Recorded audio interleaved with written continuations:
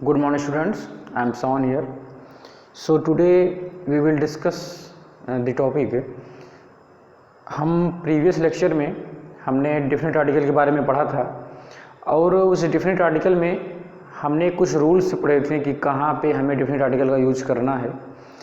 तो उसी में 2-3 रूल्स ऐसे हैं जो कि आपको नहीं बताए गए थे और वो काफ़ी इम्पोर्टेंट हैं एग्ज़ाम पॉइंट ऑफ व्यू से।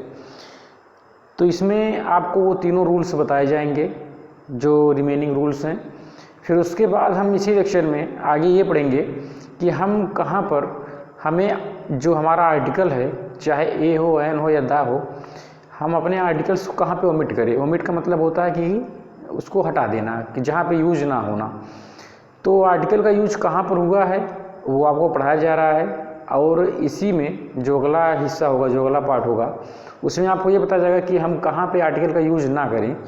तो जो रिमेनिंग पहले तो हम ये देखेंगे कि जो हमारा डिफरेंट आर्टिकल था, यूज ऑफ डिफरेंट आर्टिकल, वो उसके बारे में हम पढ़ेंगे। डिफरेंट आर्टिकल का यूज़, जो द आर्टिकल था हमारा, उसका यूज कहाँ पर होता है। तो उतने रूल्स में जो हमारा नेक्स्ट रूल है, हमने कुछ रूल्स डिस्कस किए थे, कुछ रूल्स छूट गए थे। तो उसी में जो इम्पोर्टेंट रूल्स छूटे हुए थे आपको बताया जाएगा। अब आपको डिफरेंट आर्टिकल द का यूज करना कहाँ पर है।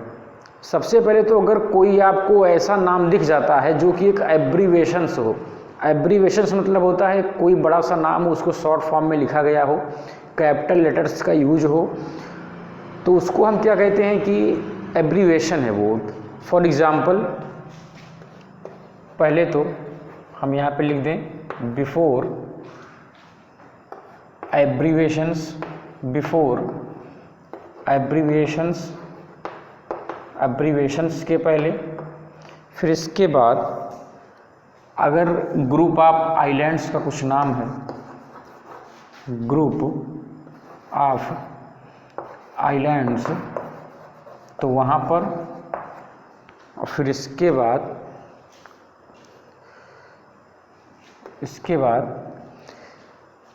अब एग्जाम्पल यहाँ पर देखिए।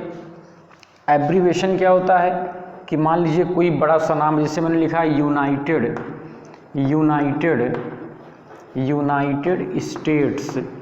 United states of America. तो यहाँ पे मैंने एक नाम लिखा है यूनाइटेड स्टेट्स ऑफ अमेरिका, जिसको हिंदी में कहते हैं संयुक्त राष्ट्र अमेरिका। अब इसको शॉर्ट फॉर्म में हम लिखते हैं। शॉर्ट फॉर्म में कैसे लिखते हैं कि हर वर्ड का जो पहला लेटर है हमें केवल वही लिखना होता है। तो हर वर्ड का जो पहला लेटर अगर वो लिखें तो हमारे पास होगा USA।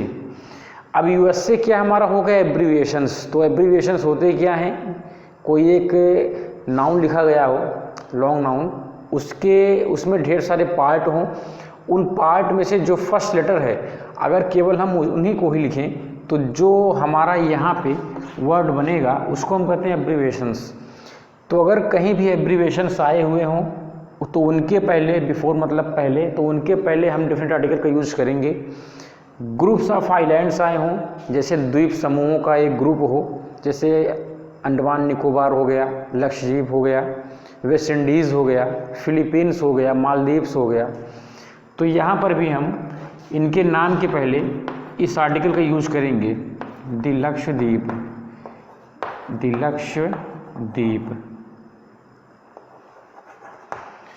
तो यहाँ पर आपको 2 चीज़ें बताई गई हैं कि अगर एब्रीविएशंस होगा या ग्रुप ऑफ आइलैंड्स होगा तो हमें वहाँ पर लक्षद्वीप, जैसे एग्जाम्पल हमने वहाँ पे लिखा था, तो डिफरेंट आर्टिकल का यूज़ करना है।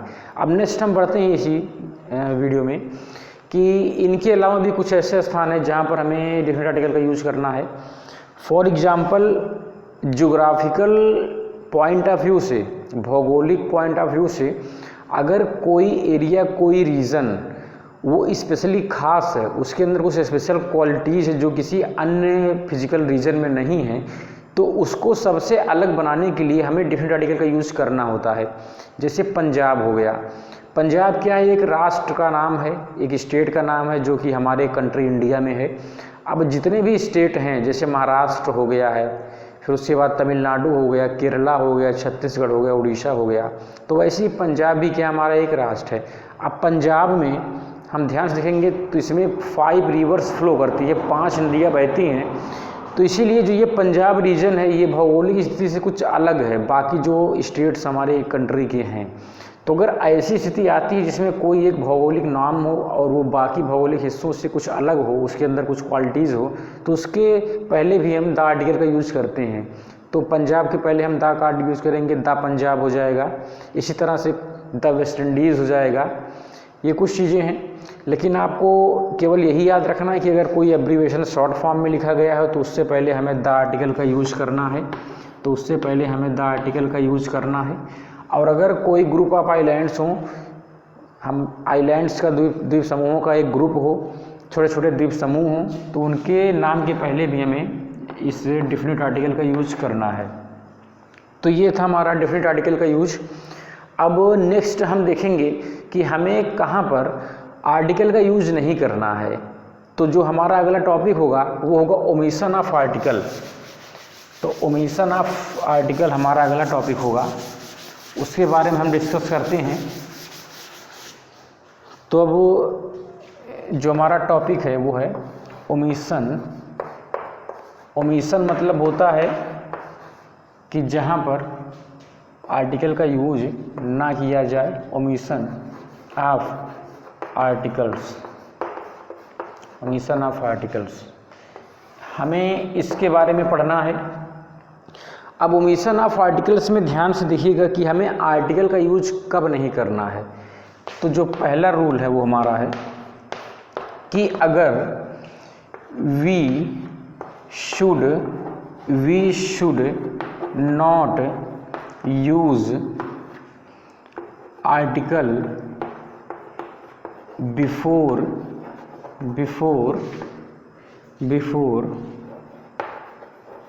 the names of।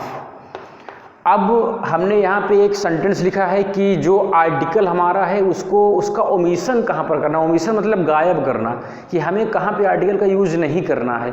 तो इसमें कुछ इंपॉर्टेंट शब्द मैं आपको लिखूंगा, उसको ध्यानपूर्वक देखिएगा। और जहाँ कहीं भी उससे रिलेटेड वर्ड मिलेंगे तो आपको दिमाग में रखना है कि वहाँ पे उस शब्द के पहले हमें आर्टिकल का यूज कभी नहीं करना है। तो मैंने लिखा है we should not use article, हमें आर्टिकल का यूज नहीं करना चाहिए बिफोर द नेम्स ऑफ। अब किनके नामों के पहले, वो आपको इसके बाद लिखा जाएगा। तो अगर कोई गेम्स है, अगर कोई खेल कूद का कोई नाम हो, कोई गेम हो, जैसे क्रिकेट हो गया, फुटबॉल हो गया, हॉकी हो गया, कबड्डी हो गया, तो अगर कोई नेम है किसी गेम का तो हमें उसके नाम के पहले आर्टिकल का यूज नहीं करना है। तो यहाँ पे गेम्स हो गया। फिर दूसरा क्या है, अगर कोई डिजीज़ है, अगर कोई बीमारी है, तो हमें बीमारी के जो उसका नाम है उससे पहले हमें आर्टिकल का यूज नहीं करना है। इसमें देखिएगा ध्यान से, एक एक्सेप्शन है। एक्सेप्शन मतलब होता है अपवाद, जहाँ पर आर्टिकल लगेगा। वो क्या है कि दो ऐसी बीमारियाँ हैं जहाँ पर हमें डिफरेंट आर्टिकल का यूज करना है। एक तो हो गया द मम्स और दूसरा हो गया द मीसल्स। जब मम्स हमारा है वो क्या, खसरा है। द मीसल्स हमारा क्या है, कंठ रोग है, गले का एक रोग है। तो जितनी भी बीमारियां हैं, जैसे डायरिया हो गया, फीवर हो गया, तो ये सब जो मलेरिया हो गया, टाइफाइड हो गया, तो कभी भी हमें आर्टिकल का यूज नहीं करेंगे हम उससे पहले। लेकिन इसमें एक एक्सेप्शन है। वो एक्सेप्शन क्या है कि अगर वो बीमारी मम्स हुई या मीसल्स हुई तो हमें इनके पहले डिफरेंट आर्टिकल का यूज करना है। तो केवल पूरे डिजीज़ में जितने भी काइंड से डिजीज़ होते हैं उसमें से 2 डिजीज़ ऐसी हैं जिनके पहले हमें आर्टिकल का यूज करना है, बाकी और किसी के साथ हमें आर्टिकल का यूज नहीं करना है। फिर इसके बाद ये तो हमारा एक गेम हो गया, डिजीज़ हो गया। अब इसके बाद जो नेक्स्ट है कि अगर कहीं पर भी नेक्स्ट लिखा हो या लास्ट लिखा हो तो उसके तुरंत पहले आर्टिकल का यूज नहीं होता। जैसे द नेक्स्ट हम नहीं लिख सकते हैं, द लास्ट नहीं लिख सकते हैं। एग्जाम्पल देखिए, द नेक्स्ट लिखना गलत है, it is wrong. The last लिखना भी गलत है, इट इज़ रॉन्ग। तो इसको आप दिमाग में रखिएगा कि नेक्स्ट है, लास्ट, इसके पहले हमें आर्टिकल का यूज नहीं करना है। तो हमने गेम नेम, आप गेम हो, कोई भी गेम का नेम हो और डिजीज़ के नेम हो, नेक्स्ट या लास्ट शब्द आया हो तो उससे पहले हमें डिफरेंट आर्टिकल का यूज़ नहीं करना है। फिर इसके बाद हमें क्या करना है कि नेम ऑफ सीजन्स, सीजन्स मतलब जैसे विंटर सीजन हो गया तो हम ये नहीं बोलेंगे कि द विंटर, अगर द विंटर बोलते तो हमारा गलत हो जाएगा। Names of day, names of day, दिनों के नाम, जैसे द मंडे, द संडे, ऐसा हम नहीं बोलते हैं। या दिन के जितने पार्ट होते हैं, जैसे in the afternoon, in the afternoon, parts of a day, तो हमें यहाँ पर आर्टिकल का यूज़ नहीं करना है। तो स्टूडेंट्स यहाँ पे मैंने कुछ पॉइंट्स लिखे हैं कि where we should use articles, whether it is definite और indefinite. Here I have written some points. For example, names of games, diseases, next, last, names of seasons, names of day, parts of a day. अब दिनों में जितने part हैं, जैसे afternoon हो गया, evening हो गया, मॉर्निंग हो गया, तो वहाँ पे उस केसेस, कुछ केसेस उसमें ऐसे हैं जहाँ पर हमें आर्टिकल का यूज़ नहीं करना है। अब इसके बाद ये आप नोट डाउन करिए, अच्छे से नोट करिएगा, इसको समझिएगा। अगर कोई डाउट होता है तो मुझको कमेंट बॉक्स में कमेंट ज़रूर करिएगा। अब नेक्स्ट हम बढ़ते हैं। ये तो रूल हमारा फर्स्ट था कि कहाँ पे हमें यूज़ करना है। हम इसको मिटाते हैं। अब जो हमारा सेकंड रूल है उसको हम जानने की कोशिश करेंगे, आखिर वो क्या है कि कब हमें यूज़ नहीं करना है। आप सभी ने नाउन पढ़ा होगा और ये भी पढ़ा होगा कि how many parts of noun are there, कि नाउन के कितने पार्ट होते हैं। And we have studied from our earlier classes that there are 5 parts of noun, in which 2 part ऐसे हैं, first of all is material noun and the second one is abstract noun, कि 2 noun ऐसे हैं जिनके पहले हम article का use नहीं करते हैं। तो जो हमारा रूल नंबर सेकंड है वो ये है कि नो आर्टिकल इज़ नीडेड, कि आर्टिकल की आवश्यकता नहीं होती है बिफोर the material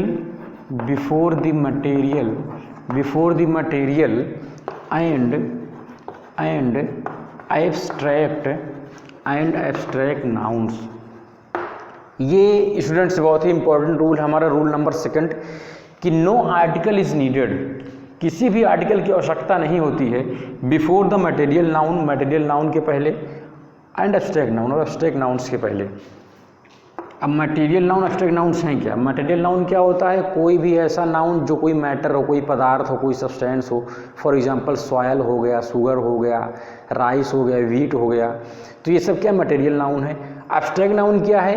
कोई ऐसा नाउन जो कि एक क्वालिटी हो, जिसको हम केवल महसूस कर सकते हो, उसको समझ सकते हो, ना तो उसको टच कर सकते हो, ना इसको देख सकते हो।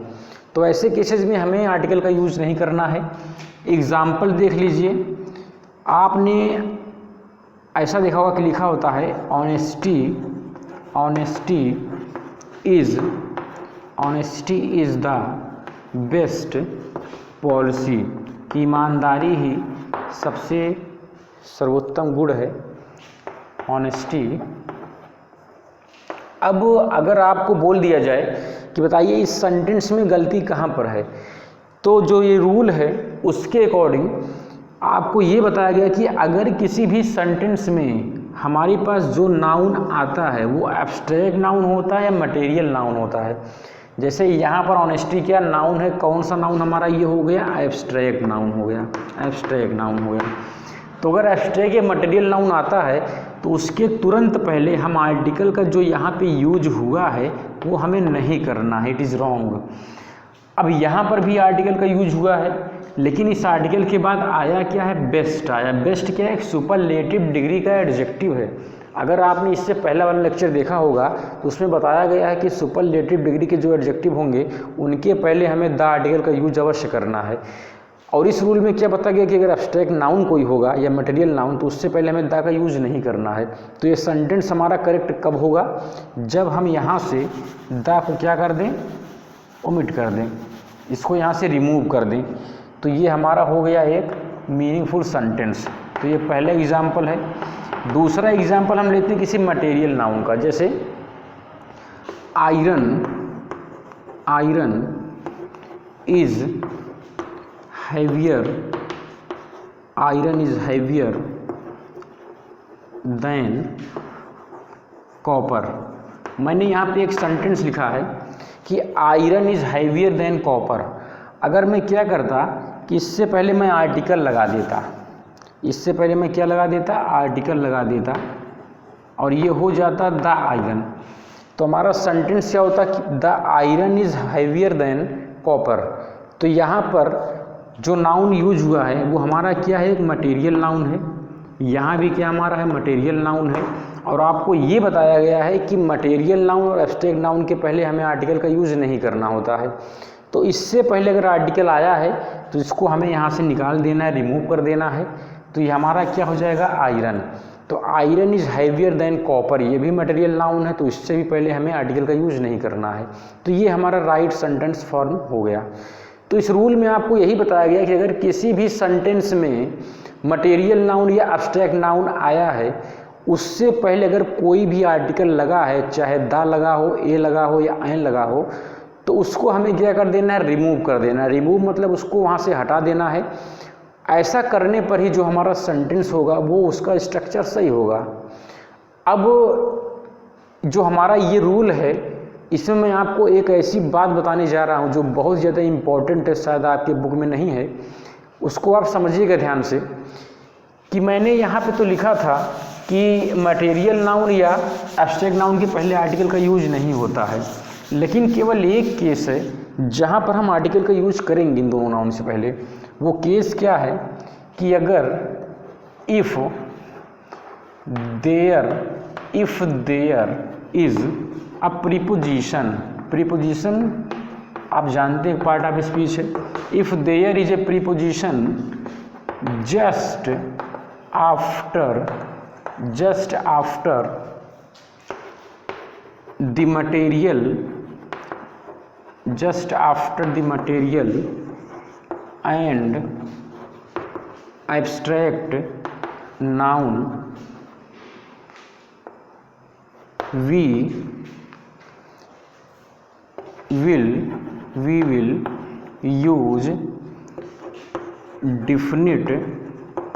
use definite article before it.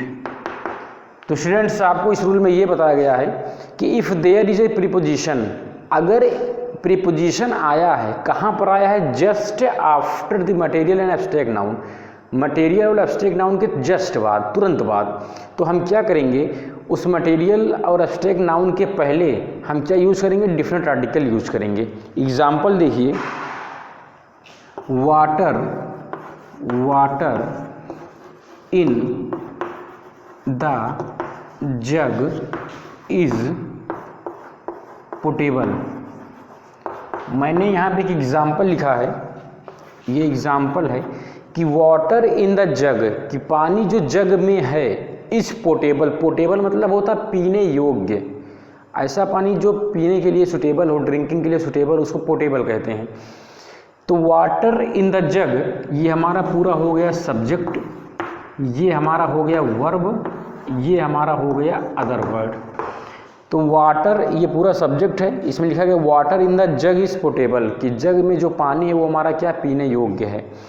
अब इस सेंटेंस में आपको ये लिखा गया है कि अगर किसी भी मटेरियल नाउन या एब्स्ट्रैक्ट नाउन के बाद प्रीपोजिशन आ जाए तुरंत, जैसे यहाँ पे क्या, मटेरियल नाउन के तुरंत बाद क्या आया हुआ है, प्रीपोजिशन आया हुआ है, तो हम क्या करेंगे, उससे पहले हमें किसका यूज़ करेंगे, हम डिफरेंट आर्टिकल द का यूज़ करेंगे। तो ये अगर हम ऐसा लिखते हैं तो जो हमारा सेंटेंस हो बिल्कुल करेक्ट होगा। अब हमारा जो करेक्ट सेंटेंस बना वो होगा the water in the jug is potable, कि वह पानी जो जग में है वो क्या है, पीने योग्य है। तो इसको आप दिमाग में रखिएगा। आपको अभी इससे पहले बताया गया कि कहीं पर भी मटेरियल या एब्स्ट्रैक्ट नाउन आए तो उनके पहले आर्टिकल का यूज नहीं होगा, केवल एक कंडीशन पर होगा, अगर मटेरियल या एब्स्ट्रैक्ट नाउन के तुरंत बाद कोई प्रीपोजिशन आ जाता है, जैसे इन आ गया, ऑफ आ गया, तो तो वहाँ पे हम क्या करेंगे कि जो नाउन आया उससे पहले हम आर्टिकल का यूज करेंगे। कौन से आर्टिकल का यूज करेंगे? हम डेफिनेट आर्टिकल का यूज करेंगे। तो I think you have understood about the topic. इसको देख लीजिए ध्यान से। अब हम मूव करते हैं नेक्स्ट, हमारा जो है जो अगला नियम है, इसमें कुछ नियम्स हैं, आपको कुछ रूल्स हैं जो आपको ध्यान में रखने हैं और उसको रिवाइज भी करना है। उससे रिलेटेड अगर कहीं पर भी क्वेश्चन मिलता है तो उसको आपको देखना भी है। अब इसमें क्या है कि जो हमारा अगला रूल है, रूल 3, वो ये कहता है कि कुछ शब्द ऐसे हैं जो कि बाई से स्टार्ट होते हैं। जैसे बाई के बाद अगर कोई नाउन आ गया और वो नाउन क्या है हमारा, कोई मीन्स ऑफ ट्रांसपोर्टेशन है, नाउन आ गया और ये नाउन क्या है, मीन्स ऑफ ट्रांसपोर्टेशन। अब मीन्स ऑफ ट्रांसपोर्टेशन मतलब क्या होता है कि हम अगर कोई हमारे पास एक ऐसा साधन है जो ट्रांसपोर्ट के लिए यूज किया जाता है, एक जगह से दूसरी जगह यात्रा के लिए यूज किया जाता है, तो ऐसे नाउन के पहले अगर बाई प्रीपोजिशन का यूज हुआ है तो हम कभी भी इन दोनों के बीच में आर्टिकल का यूज नहीं करेंगे। फॉर एग्जाम्पल, मैं एग्जाम्पल दे दूंगा आपको। कम हियर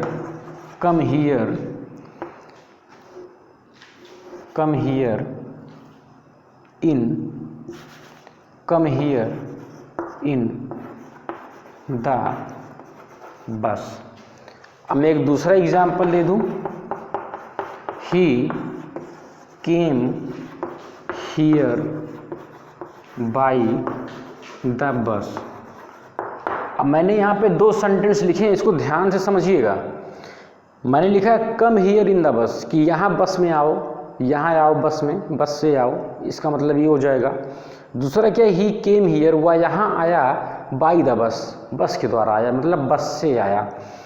लेकिन आपको लिखवाया गया कि अगर बाई प्रीपोजिशन के बाद कोई भी नाउन आता है और वो नाउन कोई ट्रांसपोर्टेशन का साधन होगा, कोई यातायात का साधन होगा, तो कभी भी बाई और उस नाउन के बीच में आर्टिकल का यूज नहीं होगा। तो हम देखते हैं क्या इस सेंटेंस में कहीं पर भी बाई आया है? बाई नहीं आया है, तो यहाँ पे आर्टिकल का यूज है, ये सेंटेंस हमारा बिल्कुल सही है।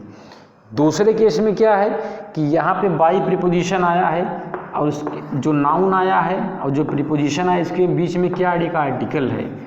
लेकिन हमें यहाँ पे क्या करना है कि बाई के बाद तुरंत नाउन लिखना था, तो जो बाई के बाद आर्टिकल आया उसको हमें क्या कर देना है, यहाँ से रिमूव कर देना है। अब जाके हमारा जो ये सेंटेंस है बिल्कुल सही होगा। तो इसी प्रकार से कुछ शब्द हैं जिनके जहाँ पर हमें आर्टिकल का यूज नहीं करना है। Some words where articles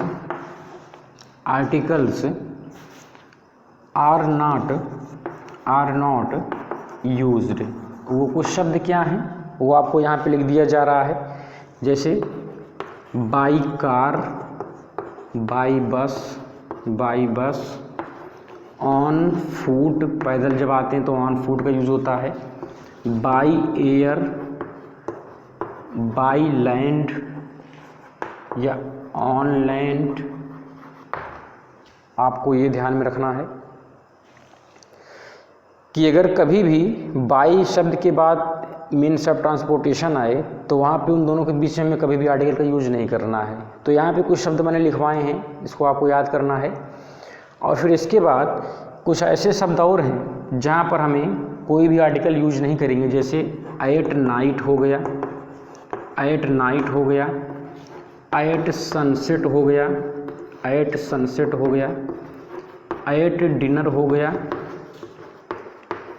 eight day break हो गया। डे ब्रेक मतलब होता है सुबह, बिल्कुल तड़के, एट डे ब्रेक जब वही सूर्य निकलना स्टार्ट होता है सुबह, तो उसको डे ब्रेक कहते हैं। तो कुछ शब्द यहाँ पे लिखे गए हैं जहाँ पे आपको ध्यान में रखना है कि आर्टिकल का यूज नहीं होगा। By car, by bus, on foot, by air, by land, on land, at night, at sunset, at dinner, at daybreak. तो यहाँ पर आपको ध्यान रखना कि आर्टिकल का यूज नहीं होगा। अब इसके बाद जो हमारा नेक्स्ट रूल है वो ये है जो रूल नंबर 4 है वो ये है कि अगर खाने का नाम हो, इफ़ जो अगला रूल है रूल नंबर 5 वो ये कहता है कि अगर खाने का नाम हो, इफ़ नेम ऑफ मील्स मतलब भोजन जो खुराक मिलते हैं, उससे पहले आर्टिकल का यूज नहीं करना है। जैसे हम द लंच नहीं लिखेंगे, द लंच ये गलत है, लंच लिखेंगे ये सही है।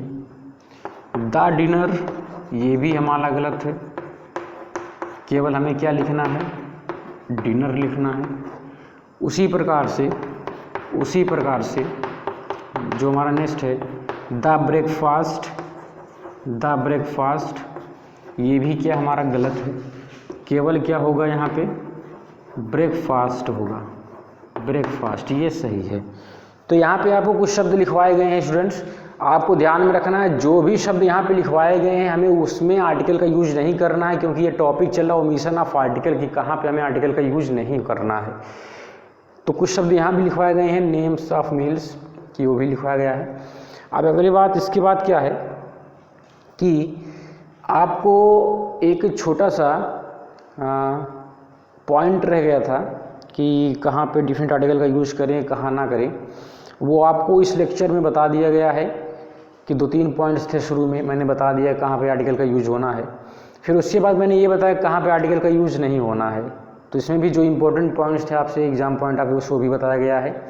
अब इससे रिलेटेड जो भी क्वेश्चन होंगे वो आपकी बुक में वो आपको सॉल्व करना है। अगर उसमें कहीं पर भी कोई दिक्कत आ रही है तो आप उसको ज़रूर पूछिएगा कमेंट बॉक्स में, या जो व्हाट्सएप नंबर है आपके पास अवेलेबल है उसमें ज़रूर आप क्वेश्चन पूछ सकते हैं, और जो आपका क्वेश्चन होगा उसका आपको सेटिस्फैक्टरी आंसर ज़रूर मिलेगा।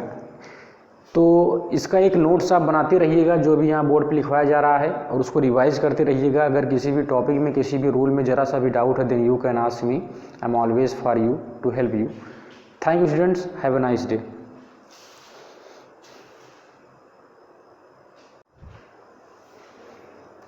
Hello students, welcome you all on this online study platform.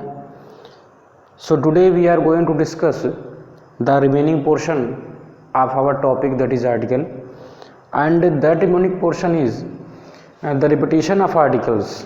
What is the meaning of repetition? Repetition का मतलब क्या है? Repetition मतलब होता है कोई चीज़ रिपीट करे, बार बार दोहराई जाए, उसको repetition कहते हैं। Repetition मतलब दोहराना होता है।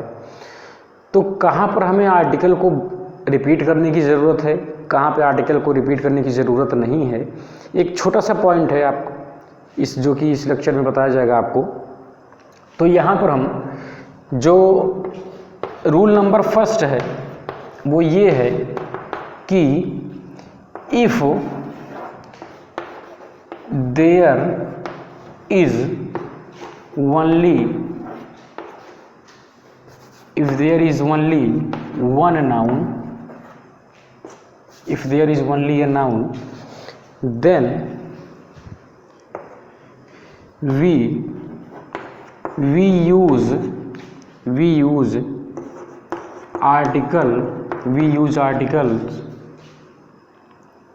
articles once। हम केवल एक बार ही आर्टिकल का यूज करते हैं। अगर कोई भी सेंटेंस है उसमें जो नाउन है कोई एक ही नाउन है और उस नाउन के पहले ढेर सारे एडजेक्टिव यूज हुए हैं जो कि उसी के नाउन के लिए हैं, तो हमें केवल क्या करना है, जो हमारा पहला एडजेक्टिव है उसी के पहले हमें आर्टिकल का यूज करना है। एक एग्जांपल देखिए, छोटा सा एक एग्जांपल देखिए, आई सा वाइट एंड ब्लैक हॉर्स। मैंने यहाँ पे एक सेंटेंस लिखा है कि आई सा मैंने देखा ए वाइट एंड ब्लैक हॉर्स, एक सफ़ेद और काला घोड़ा देखा।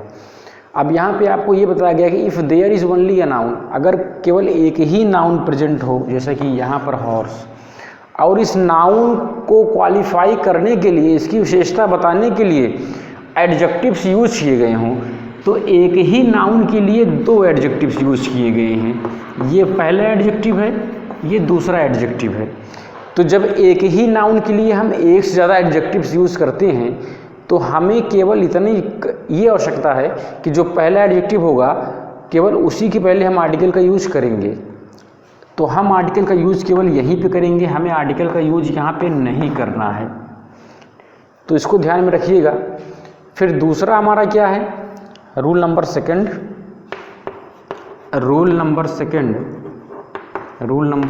क्या है हमारा कि use separate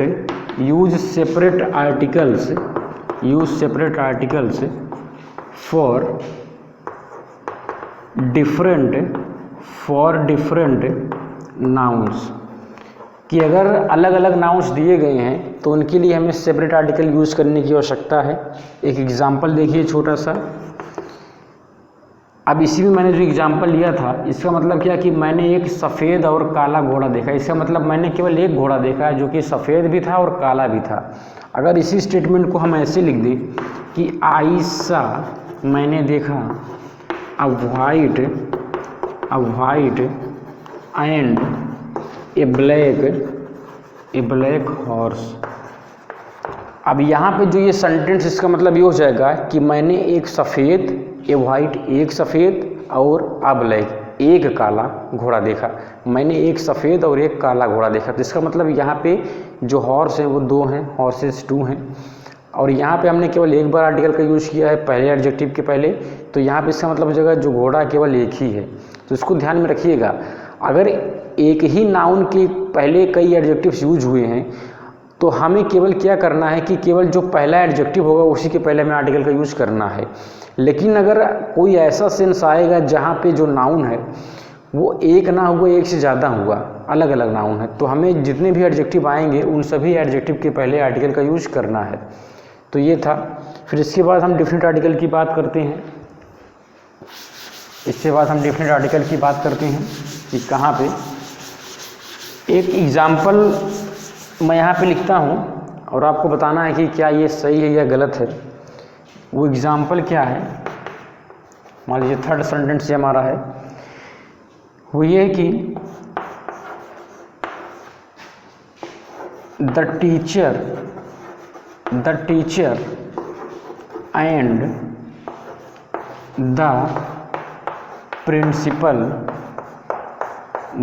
and the principal have come. अब फोर्थ क्या है, द टीचर